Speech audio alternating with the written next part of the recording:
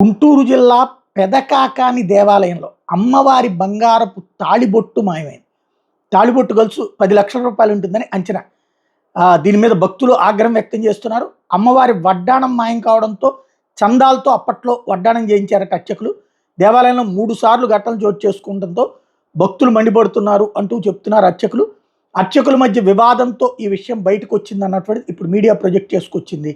దీంతో పాటుగా ఇప్పుడు ఈ వ్యవహారం మీదన విచారణ జరపాలంటూ ఏదైతే ప్రసిద్ధ పుణ్యక్షేత్రమైనటువంటి పెదకాకాని బ్రహ్మరాంబ మల్లేశ్వర స్వామివారి దేవస్థానంలో అమ్మవారి మెడలో ఉన్నటువంటి నాంతాడు మంగళసూత్రం మాయమైనటువంటి సంగతి గురించి వివరణ కోరుతూ, అట్లాగే గుళ్ళో జరుగుతున్న పలు రకాల సమస్యల మీద తగిన చర్యలు తీసుకోవాల్సింది కోరుతూ, నగమాయమైన అంశం మీద దోషుల్ని తేల్చాలి, తేలని పక్షంలో నగల సంరక్షణ బాధ్యత వహిస్తూ నిర్లక్ష్యంగా వ్యవహరించిన వాళ్ళ మీద కఠినమైన చర్యలు తీసుకోవాలని కోరుతూ దేవాదాయ ధర్మాదాయ శాఖ పెదకాకాని డిప్యూటీ కమిషనర్ గారిని లిఖితపూర్వకంగా కోరారు.